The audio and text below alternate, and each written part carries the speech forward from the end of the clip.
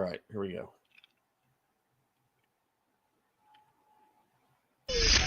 Stand by to launch FanStream Sports. 3, 2, 1. Let's start. Hello, sports fans. Welcome to FanStream Sports.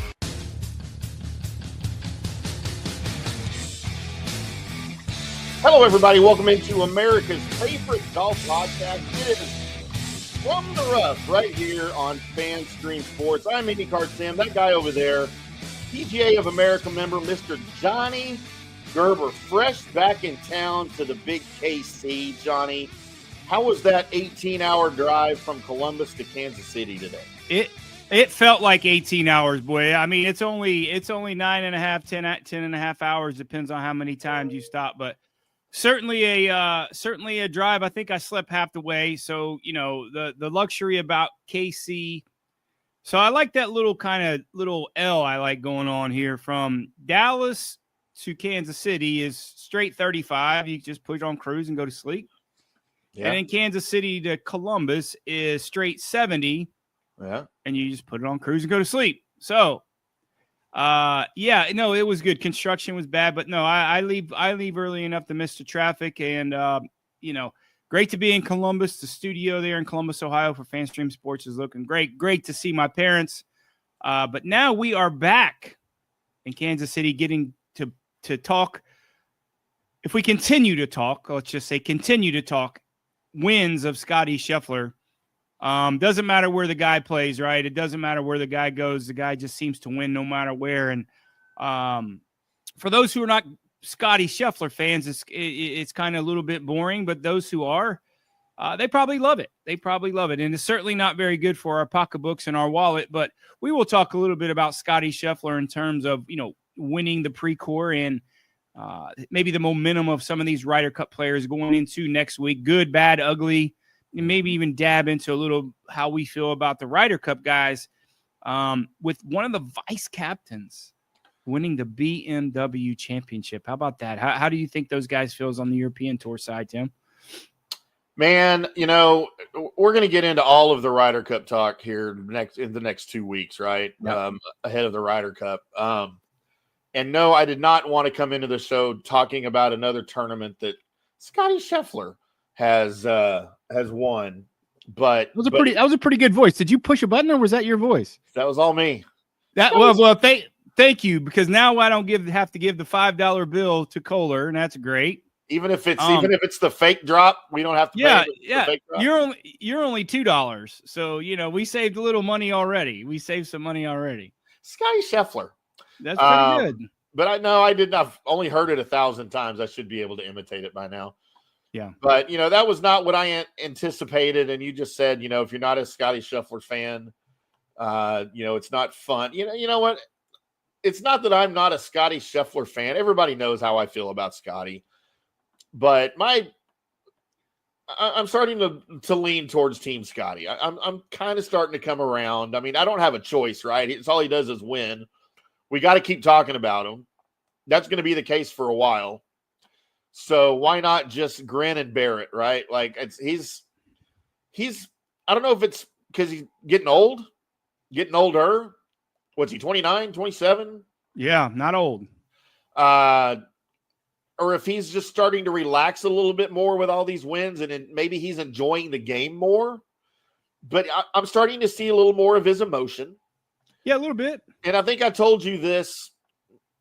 My opinion of him started changing drastically once I saw his personality come out in Happy Gilmore 2. Like, it's weird to say that his little bit part, and it was more than a bit part in the movie, kind of changed my opinion of him, that he was able to do what he did in the movie. You haven't seen the movie, for everybody out there, then you don't know what I'm talking about. If you've seen the movie, you understand 100% what I'm talking about. He was very self-deprecating in the movie. And I love when people can be self-deprecating because that's a part of a personality that not everybody has. And I think it's an important personality aspect for a lot of people to have, and if you can make fun of yourself and not take yourself too seriously, then you can have fun in other aspects of your life. And I'm starting to come around on Scottie. I'm starting to see he's having a little more fun. I don't know that he'll ever be the guy doing the shooter guns into the crowd when he makes a putt, but you know what? Not everybody has to be that guy, right? We have some of those. Yeah, he's not Boo Weekly for sure. Yeah.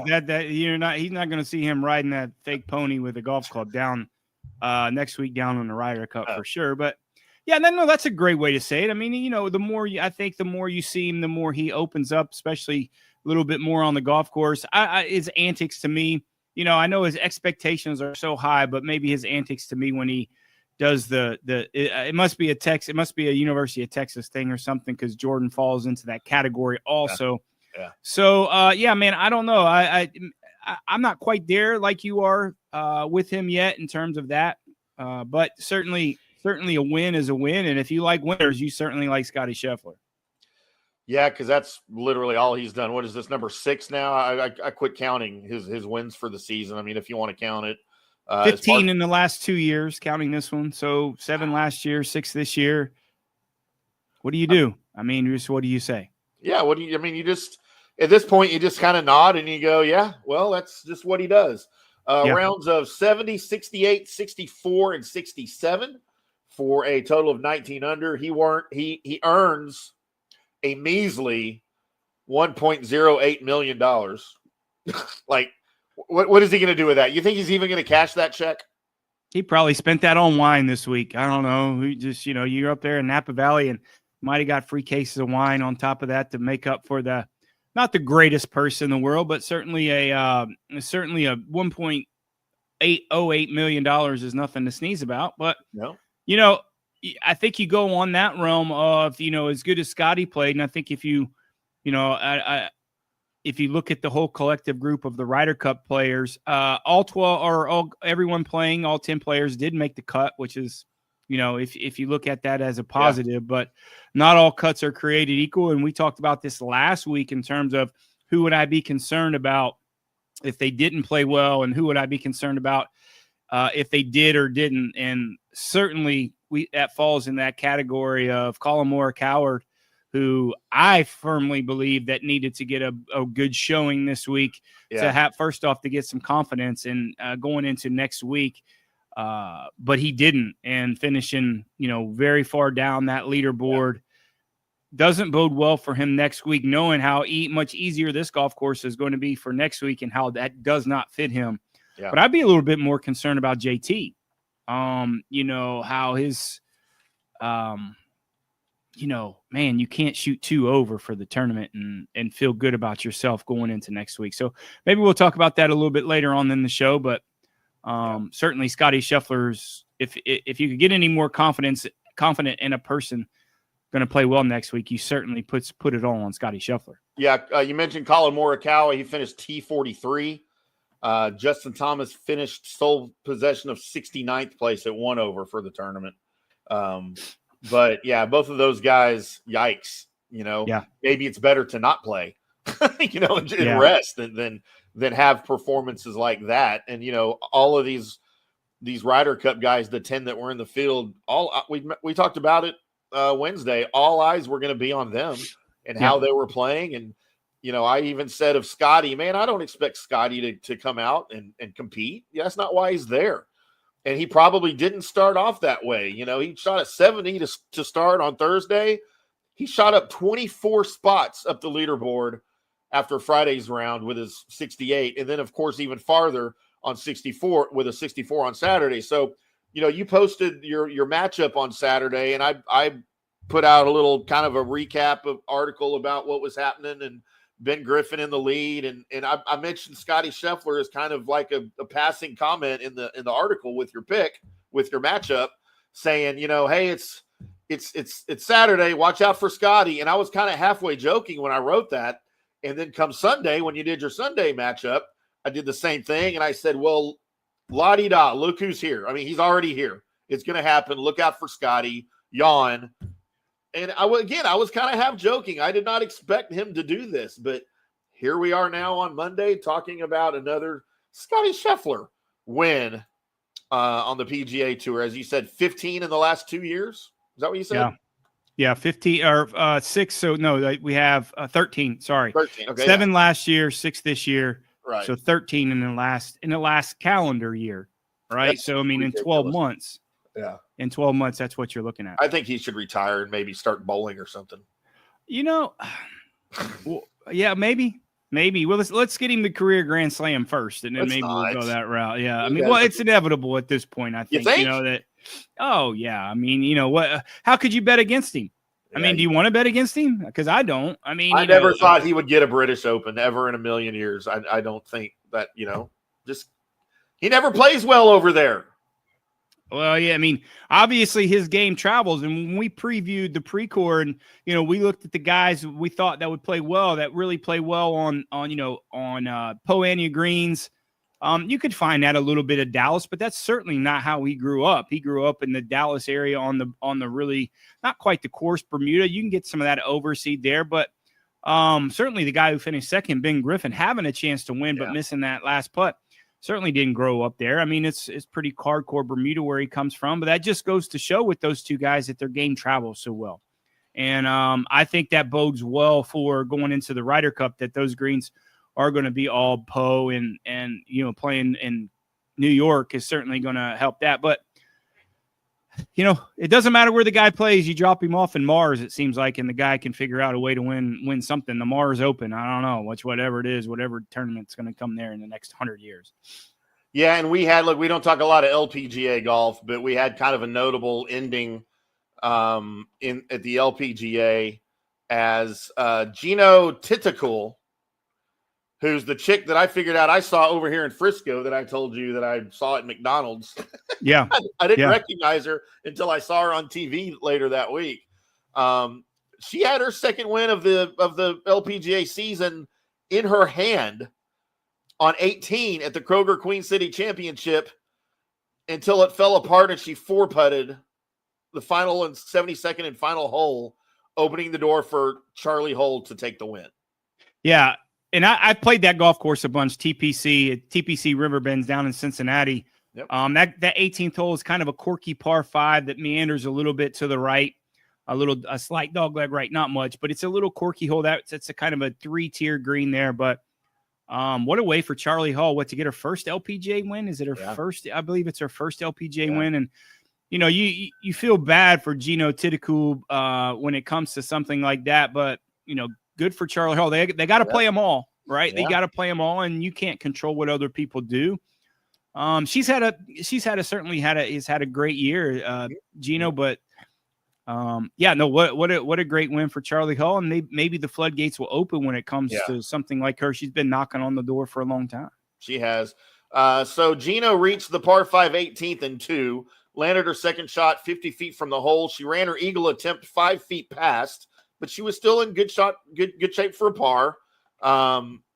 She had to sink that to go into a playoff, but she burned the lip with her birdie attempt and then pushed the 4-foot par putt that would have secured her playoff with hole past the hole.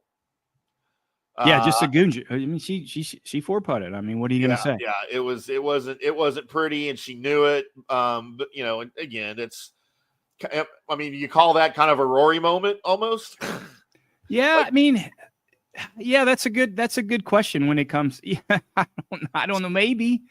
I mean, maybe. What do you say? I mean, are the nerves there? Yeah, absolutely. Are you thinking ahead? Yeah, maybe a little bit, but that was very certainly uncharacteristic of her. A 4-putt. You don't see a girl of that caliber, top 10 player in the world, that has something like that. Certainly, especially on a par 5, that has an opportunity to win. Maybe she just lost focus. That certainly can happen when you have that much of a lead and you have a par 5 and you're there in 2, and all you got to do is you 3-putt the win, and and then you're in good shape. But you never know what goes through their mind, especially when you're trying to win a golf tournament like that. And giving it to Charley Hull, like I said, hats off to her for winning a tournament. Yeah, and I'm more of a Charley Hull fan, I think, now since she quit smoking. I can actually watch her out on the golf course without getting creeped out by her sucking down darts all the time. Yeah, she's a bit of a razorback, right? I mean, she's not a little rough around the edges. Yeah, she spent a few nights in the barn for sure. I mean, when it comes to something like that, something like that. So, yeah, like I said, is it something that's going to propel her to more wins? Yeah, maybe. We'll see. I mean, that's not an easy golf course. I mean, it's very forgiving off the tee, which normal LPGA golf courses are, but the greens are very difficult, and it's a difficult golf course. I know it was, being up in Ohio this week, they haven't had a lot of rain, so they had a lot of run out on those fairways, so it played extremely short for those ladies. But they still, I think she shot 19. What'd she shoot? 19 under? Yeah, I think so, yeah. 19 under. Isn't it strange? You shoot 19 under on the ladies, 19 on the men, and 18 on the BMW Championship. So the world of golf certainly lended a lot of birdies this week when it comes to professional golf. Yeah, they're catching up. They're catching up with the courses. We're going to have to start lengthening the courses. No, I'm just kidding. Nobody needs that. We can, at this point, I guess that's an argument for an episode one day. Number one, do you even have to address that golfers are becoming better than the courses, that golfers win now? Is it a problem? Some people would consider that a problem. I mean, I do. When you start getting to 30 under, I just, it's not fun to watch for me. So there's ways. One, what's that? No, go ahead. Sorry. No, so number one, do you even consider that a problem? And if you do, how do you address it? Do you start altering the courses, or do you start altering the equipment and putting restriction? We've talked about using shorter balls and things like that. Do you start managing the equipment, or do you start managing the golf courses more? Like, what would be the best way to address that? There's so many questions in there, and I don't think we're there, right now, where you need to start thinking about that. But man, I can certainly see, with technology advancing so rapidly in golf and club technology and ball technology, and just guys getting stronger, and not just golf, in every sport, really. This happens in every sport. At what point is the NBA going to raise the rim to 12 feet? I mean, it's inevitable. It's got to happen at some point. Do you make the hole smaller? I don't know. There's so many things you can do, but what's the right way to do it? Just to stay true to golf. Everybody has their own opinions. That they've already shortened the driver, right? So that's something that they've already done. I don't, my opinion, I don't think the golf ball is the right way to go about it. But if you look at some of the PGA Tour events, you alter the golf courses. You make the fairways tighter, and you make the in the rough longer. Right. And if you look at a handful of golf courses that they play on the PGA Tour that you love, like Hilton Head, that 9 under wins, 10 under wins, is because it's a tight golf course, and you have to think your way around, and the fairways are tight. And in my opinion, that's how you do it. You look at U.S. Opens that do that, and you don't want the tour courses, all of them, to be brutal like the U.S. Open, but you also got to realize, what do the fans want? I think the fans want to see birdies. Most of the fans that go, they want to see some really good scoring, and you'll see a handful of fans that want to see these guys struggle. So, what's the answer? I don't know. I mean, if I give you my answer, you're going to have a 100,000 other people that have a different answer, and then 100,000 people are going to have a different answer than that. So it's certainly something that's an opinion type things, but if you go back in the world of sports, just like, if you want to talk about basketball, I mean, those guys, fans want to go see those guys dunking, a lot, they want fast pace. So, does it, the bottom line is, and it's been happening for a long time, athletes are bigger, stronger, faster. Yeah. That's what they are. And they're going to continue to get bigger, stronger, faster. And the age-old question is, do you adapt the game to the players or the players to the game? And I don't know the answer. I don't know if anyone really has the correct answer, but certainly a lot of people have their opinions. Yeah, and like I said, that's an argument. Everybody knows how I feel. I hate I don't hate the double-digit under par winners.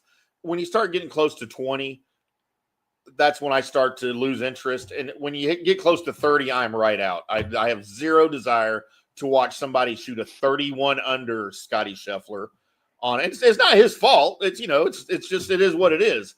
But that is no longer entertaining to me. I have zero desire to see that. But I'm also the guy, number one, who loves baseball, and most people don't like baseball anymore.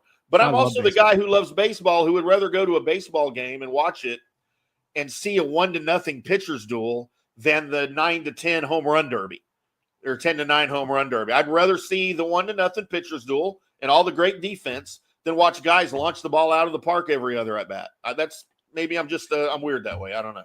Yeah, and they've played around with that also. I mean, what is it for 6 1 half dozen the other? And they modified the baseball, right? They've modified the bats. They've so there's certainly way that they played around with who is, who should have the advantage. Is it a pitcher or is it a hitter?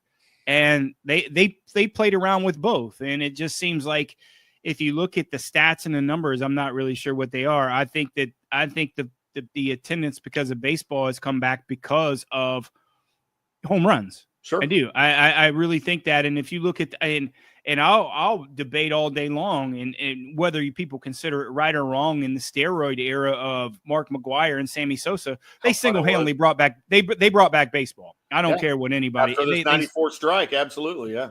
They, with the home runs and however they did it, they saved baseball. And then, that steroid dealer came back. So I think every sport's played around with how do you make it more entertaining? On top of it, how do you temper the 200 to 200 in basketball? Like I said, I don't know. We're all going to have opinions on it. I like both. I think the skill set of a pitcher should challenge the hitter, but I also think that the skill set of the hitter should challenge the pitcher. And I'm a baseball fan. I'm a massive. That was my first love in sports. Yeah.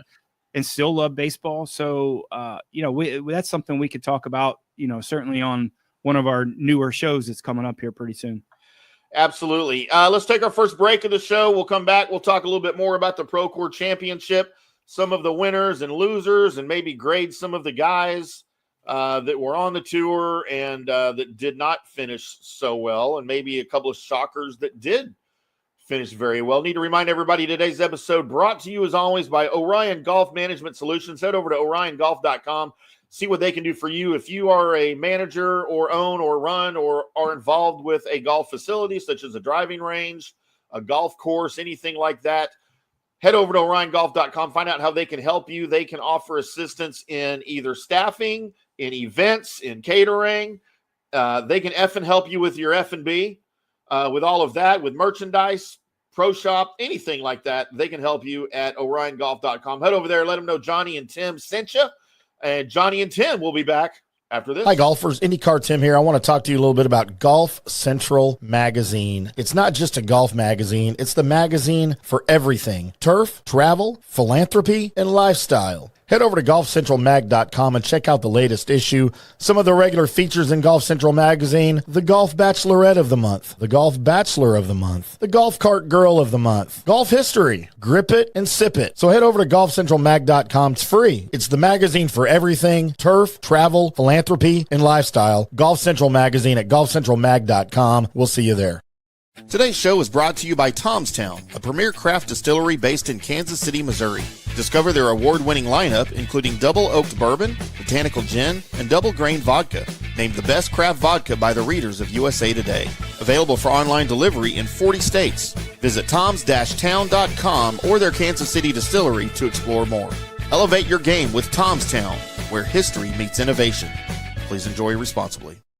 Hello, folks. Let's talk a little bit about turf life. And what is turf life? It's pretty much if your life involves turf in any way, shape, or form, you live the turf life. Go ahead and brand yourself with the turf life. Maybe a back window decal, maybe a hat. You know where you can get those kinds of things to showcase that your life revolves around sports and or anything that involves sports. If it's a sports business or sports education or just your enjoyment of the outdoors, head over to turflifeclub.com.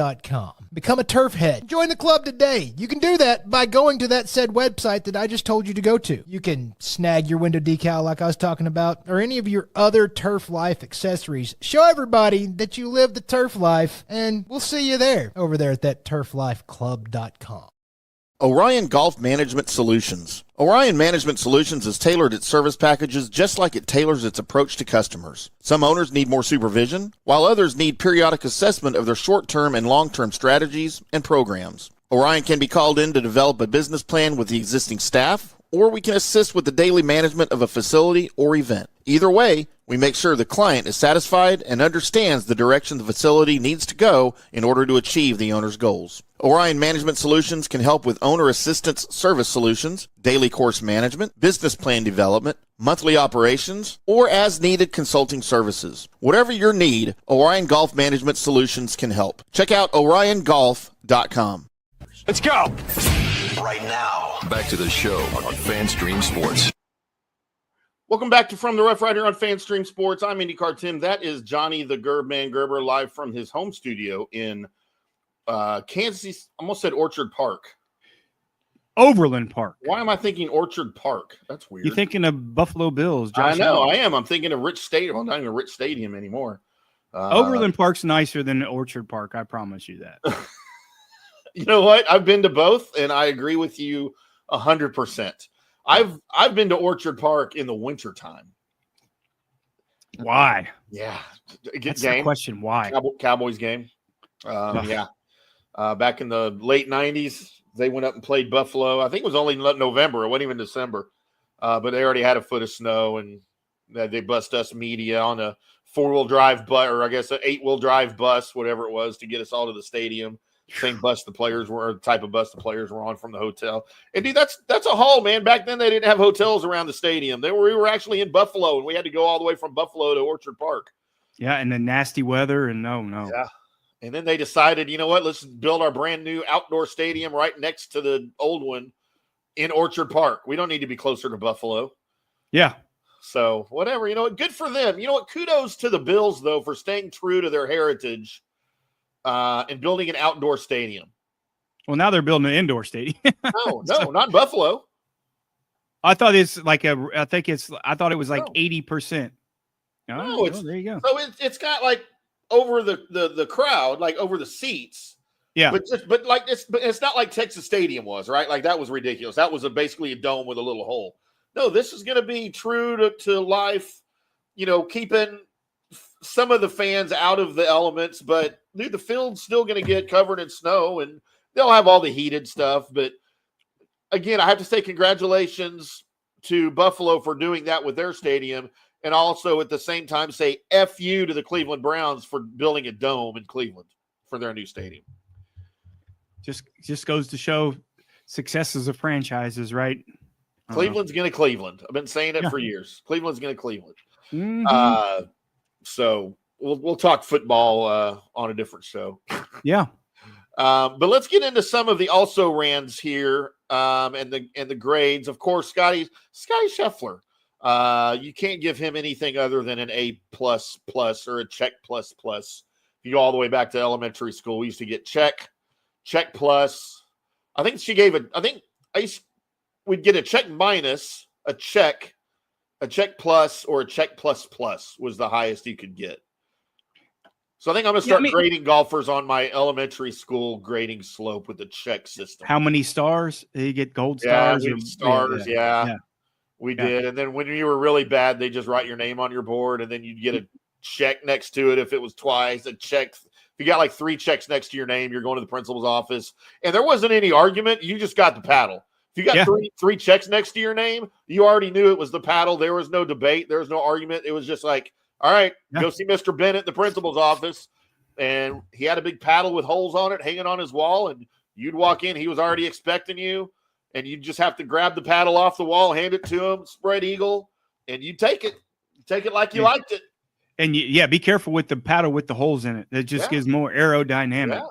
Yeah. It hurt, man. Yeah. The guy that I thought was going to win this thing all week until he didn't. Ben Griffin finished a shot back at 18 under. You know, I know he's won this year. He had kind of an up and down season though, a little bit. I'm giving him the check plus for my personal grade. I really thought he was going to, and he cleared third place or fourth place because they were tied by 2 strokes. If it wasn't for Scottie, I thought Ben Griffin would have had a great week. Yeah, you talked to him. You liked him this week when we previewed last week. You said, you thought Ben Griffin would play well, and I didn't disagree with you. I just thought that, converting to that type of greens, and you see where he has won in the South and has played well mainly in the South.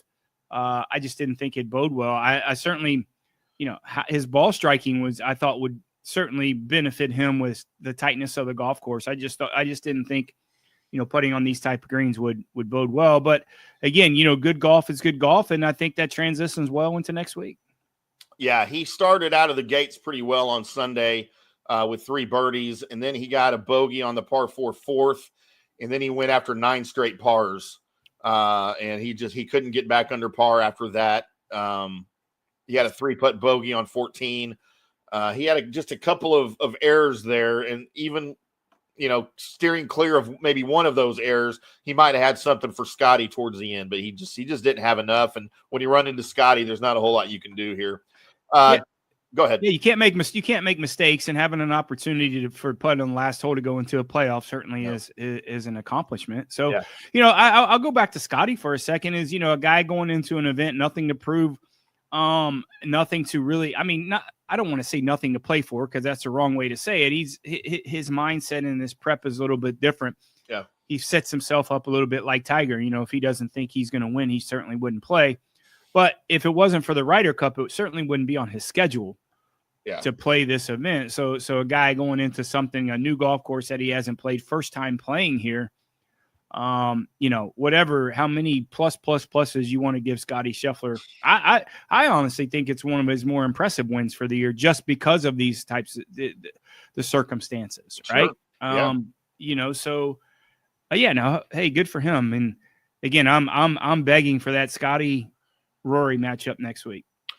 At T4, you had an amateur, Jackson Coyven, of course, fresh off leading the U.S. Walker Cup team to a win over Great Britain and Ireland at Cypress Point. He kept it going there in Napa.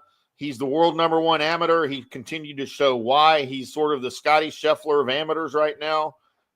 I guess maybe I may be overstating that a little bit. Yeah, a little bit. Nobody's the Scottie Scheffler of anything unless you're Scottie Scheffler, right? Yeah. Was he 20 years old? I feel like he's still got some short game stuff he needs to work on. But man, he's at 20. He's got plenty of time to do that. This guy, I feel like we'll be talking about him much the way we did about Ludwig Oberg when he burst onto the scene as a pro, with just all of the skill sets, all of the tools in his bag. I know his game's different than Ludwig Oberg's, but as far as skill and talent and ability, I think we'll be talking about him for a while. I gave him a check plus as well. Yeah, if you look at a guy like that, certainly doesn't lack confidence. If you listen to some of the comments that he was making towards Russell Henley, and I think that I like that. I think that's good for a kid like that. But it just goes to show with these kids coming out, they're not scared, man. They are not scared, even though they've been watching. And he's seasoned. He's played in so many, tour events and things like that. Hopefully, he doesn't fall or look in that category like the Luke Clanton. If you look at Luke Clanton since he's turned pro, he certainly hasn't panned out in terms of the expectations that he has had. Right. And I think if you look back, even though Nick Dunlap did win to get his PGA Tour card, certainly the trials and tribulations that he's had as a full-time PGA Tour member, getting used to the life out there, hasn't really worked out for him so far, even though he has won on the PGA Tour as an amateur. So I think you can find some good and bads of those, and hopefully Jackson Coyven doesn't fall into that category of I don't know if it's comfort or what when it comes to that. It's happened to the Nick Dunlap. We're trying to get better and realizing, hey man, my game is good enough what I brought to the table. Right. Let's just go ahead and keep on working on the small things. At T19, finishing at 9 under, my guy, I have not spoken with him. That hadn't been long enough yet after the round. He gets drunk when he likes to talk to me that soon after the tournament. But Max Homa shot a final round 66 that shot him 27 spots up the leaderboard with that 66. Now, he didn't have any of that for the first 3 rounds. He went 71, 69, 73, 66. And if he'd have had a little bit better Saturday, he might have finished a little bit closer up there towards the top. But, the season that he's had, he missed the postseason. He showed signs of turning a corner kind of later here in the past few months of the season. And I feel like his ball striking is taking steps in the right direction. But, man, his short game has just been horrible, and it's held him back. And that's something he's got to work on, including the putter. He putted well this week, but I thought he would play better in California, there in Napa, right there, kind of on his home turf, but it just wasn't in the books until 67 on Sunday, or 66 on Sunday. Yeah, you look at, I mean, I think those, you say his short game is a little bit off, but I think that's a little bit skewed stats when you look at it because his ball striking has been so poor. He's put so much pressure on his short game. If you look at his ball striking stats, and again, I just think that's really skewed when it comes to that. But yeah, you're hoping he took some of this in confidence, not playing next week. Next week is usually Vegas, but the Vegas tournament is not on the schedule anymore. So You're hoping he can get some more. He'll get some more. Well, he will get some more starts in the fall that can maybe propel him, give him some confidence going into the 2026 season. So, if you want to find a place to get drunk, and since Vegas is out of the rotation, that's probably the easiest place on the PGA Tour to get drunk. I mean, it's not very hard to find a million wineries just stepping outside. He might have been a little winoed up too this week. You don't know. I think he probably had his family with him this week. That's probably why I didn't hear from him. So that's fair. That's fair. Yeah, more than fair. And again, a lot of these guys, we talked about it Wednesday. I don't know how many of these guys went into it with the intent of competing and trying to win. Of course, everybody tries to win. That's probably the wrong way to say it. But a lot of these guys are going into these rounds here before you head into FedEx Cup fall, the meat of it, to just work on stuff, right? Guys like Max, they're probably trying to work on stuff, and they want to do that in competitive play because that's different than any other place you can do that, So, 9 under for the tournament for him, I didn't think was horrible, but I was disappointed with his finish, I guess. Yeah, you made a good point. I mean, some of these guys go into playing these things for different reasons. I mean, this could be a guy that certainly has their card secure, maybe it's a family week for them, even though you do want to play good golf and that's your job and that's what you're doing. And but for others, they're working on things, maybe building some momentum, starting to work on swing changes for next year. To maybe put it in competition to see how it fits. A lot of it's different for a lot of the guys. So, I certainly don't think the Ryder Cup, the guys who are playing in the Ryder Cup took the position of, hey, I think this is the vacation week. Yeah. So I think, but some of, you look at a guy like maybe Keith Mitchell that likes to go ahead and get down on the red.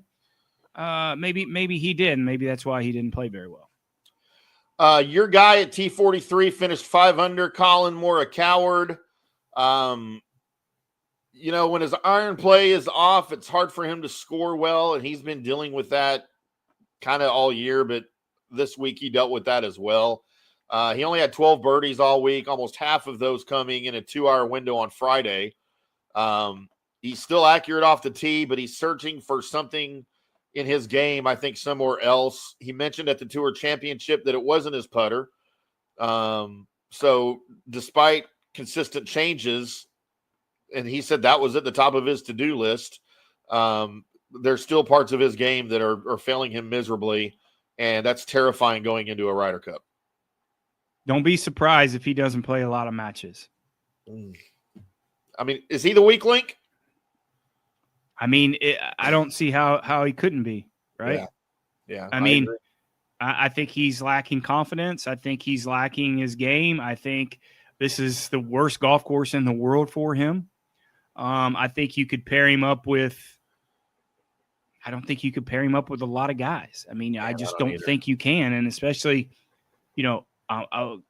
for this week, am I hoping he figures something out? Yeah, but – it'll be surprising if just for this week, if he does. Yeah. Kind of right there with you on that. And then, by the way, I gave Colin a check minus, big fat check minus for the way he played. I wouldn't even give him a check. You gave him an X. Yeah. Our last guy finishing at 69, dude. Justin Thomas at 1 over on the week. He started the week with some promise, but that was very short-lived. He went 72, 70, 72, 75 on Sunday. He lost 16 spots on the leaderboard on Sunday. He got as deep as 4 under after his first 10 holes of his opening round, and he looked like he was going to cruise. But 4 bogeys in his final 6 holes kind of derailed the rest of his tournament. He was nothing better than mediocre, I thought, throughout his bag, outside of maybe his chipping and his pitching, which, he's usually good at that anyway. But driver, I thought, was a concern. His iron play hasn't been sharp since the middle of May. And just all kind of culminated in a check minus for me this week for JT. I needed to see something better. It didn't bother me because we talked about this last week. He's a guy, if he wouldn't be in contention, will he start working on things next week? If you look at the last 6 holes, he hit driver everywhere just to get ready for next week or for the Ryder Cup, right? And I knew that's what he was going to do if he didn't have any contention, maybe hitting some shots that he will hit next week. I'm not concerned about JT. Not a great golf course for him anyways when it comes to that. He likes to hit driver a lot. I know how creative he is, and I just think that, losing the interest, not being able to win a golf tournament, I think he just kind of say, hey, man, I want to hit some drivers where I normally wouldn't hit drivers if I was in contention. So, and we said that last week. He said, hey, man, if he's not in contention, JT's just going to pull the big dog out everywhere, and that's not the golf course to do that. No, not at all. Let's take our final break, and we'll come back and recap our picks for the week right here on From the Rough on FanStream Sports. I'm Tim. That's Johnny. Hi, golfers. IndyCarTim here. I want to talk to you a little bit about Golf Central Magazine. It's not just a golf magazine. It's the magazine for everything: turf, travel, philanthropy, and lifestyle. Head over to golfcentralmag.com and check out the latest issue. Some of the regular features in Golf Central Magazine: the Golf Bachelorette of the Month, the Golf Bachelor of the Month, the Golf Cart Girl of the Month, Golf History, Grip It and Sip It. So head over to golfcentralmag.com. It's free. It's the magazine for everything: turf, travel, philanthropy, and lifestyle. Golf Central Magazine at golfcentralmag.com. We'll see you there. Today's show is brought to you by Tomstown, a premier craft distillery based in Kansas City, Missouri. Discover their award-winning lineup, including double oaked bourbon, botanical gin, and double grain vodka, named the best craft vodka by the readers of USA Today. Available for online delivery in 40 states. Visit toms-town.com or their Kansas City distillery to explore more. Elevate your game with Tomstown, where history meets innovation. Please enjoy responsibly.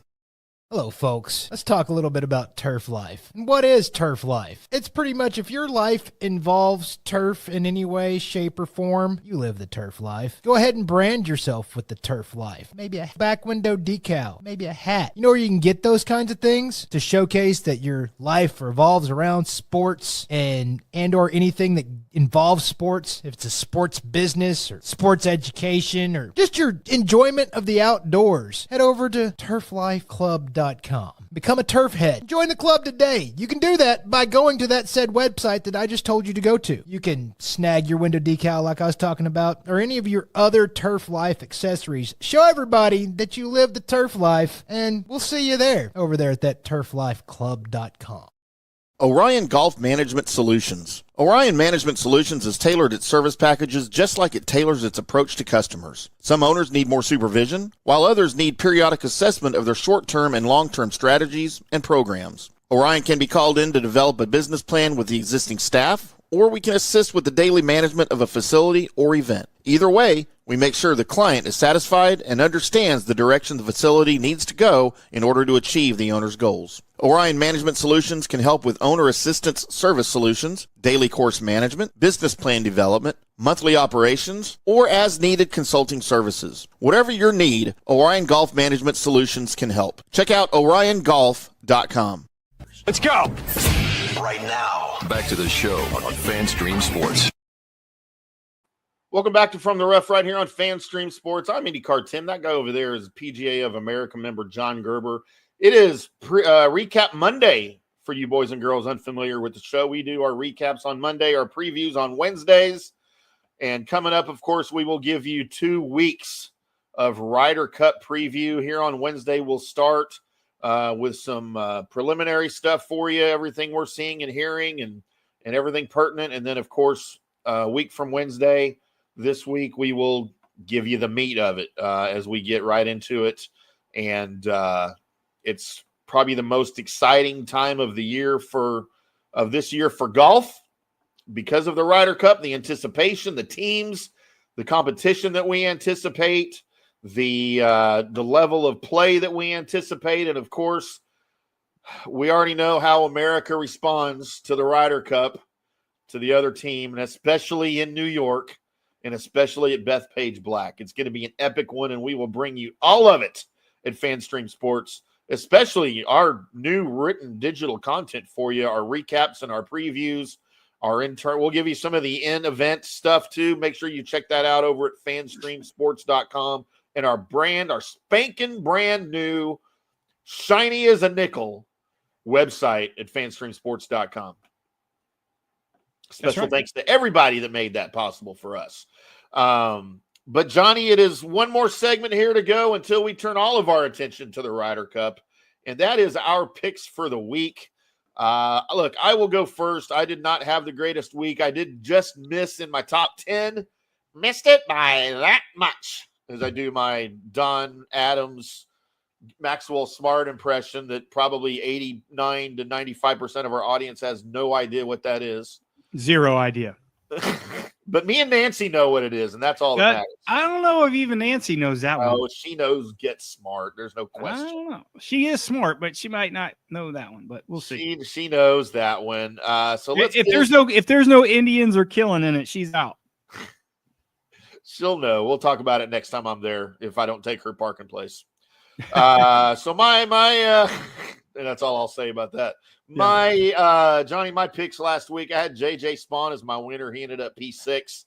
Missed it by what's P6? Sole possession of sixth place. P6. Okay. As opposed to T6 when he tied for sixth. If you're solo sixth. Why didn't you say sixth? I've never heard P6. Okay, well, you don't watch racing. Bingo. When he finished in sixth spot, it's P6. Bingo. And if I just put a 6 next to JJ Spawn's name, that looks stupid. It looks like he's got a 6. There's 6TH, sixth. No, that's dumb. Missed my top 10 in Maverick McNeely. Don't call me Goose, who finished T13. And then top 20 Bo Hostler. I missed this one by a mile as he finished T47. As Johnny is well aware where Bo Hostler finished, because Johnny might have also had him on his card as let's get the music going. I think I still have the music that I can do here. Oh, how about that? Listen to that. I was requested that the music is too loud when we pick those picks out. By who? An important person. So we'll make it louder today. No, softer, quieter. It's time for Johnny's pick. Well, I'm getting it from a different place today, so I have no idea how to control that today. Okay. Johnny, tell us a little bit about what went right, what went wrong. Well, there's not a whole lot that went right, as you can see. I mean, not the greatest of week going into the fall season, starting the fall season here. But again, you can look at Maverick McNeely T13, Eric Cole 43, Doug Gim. Our ham sandwich had a chance. Michael Thorne Bjorson, T13. Missed the cut with Joel Damon. Again, we apologize to Maverick McNeely and Bo Hostler because most of the time when we have crossovers, it doesn't fare very well. Taylor Montgomery had a chance to jump in that top 20, but didn't have a great weekend. He sat there going into the weekend at T8 and just didn't have a great weekend. But we did go 2-0 on our matchups. That gets our total to 56. 56, 12, and 5 for the year. 56, 12, and 5 for the year, which is a magnificent record when it comes to matchups. We did lose a net profit of 600. That gets us to just still a profit of a little bit over $1,300 for the year. Again, this has been a terrible season for us, and we self-admittingly not a great year, but we'll tell you when we're right. We'll tell you when we're wrong. You know, I don't have to get it. I want to be right. I don't always have to get it right, and I don't sometimes, and certainly this was a week that I didn't get it right, but still really solid on our matchup. So all you guys following along with our matchups, congratulations to you, and we apologize for the picks. But, hey, what a great matchup weeks we're going to have for the Ryder Cup. I really love thriving in the Ryder Cup settings when we do matchups. I love. So really looking forward to next week. And then after that, we will continue. And I tell everybody our season ends December 31st, and we start anew. So we still have a lot of opportunities to make some money.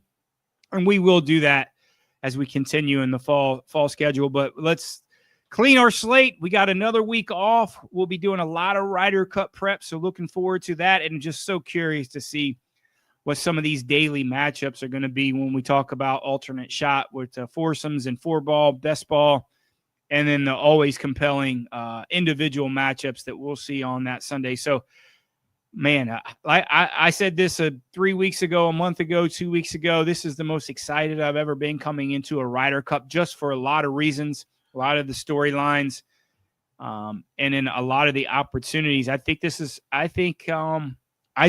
for the first time. And I guess it's been 14 to 16 years that the Europeans have a chance to win on foreign soil, or a team has a chance to win on foreign soil. I think there's this opportunity for the Europeans. I think they stack up.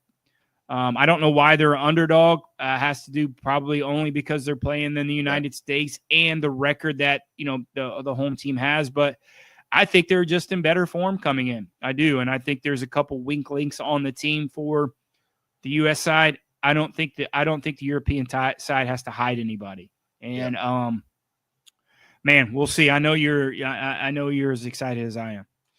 Yeah, and we'll get into it on. Johnny probably won't be with me on Wednesday for my excuse me, on my preliminary preview discussion. But I know a week from Wednesday or so, maybe we'll get him on. But I'm not optimistic right now where it stands about the U.S. chances.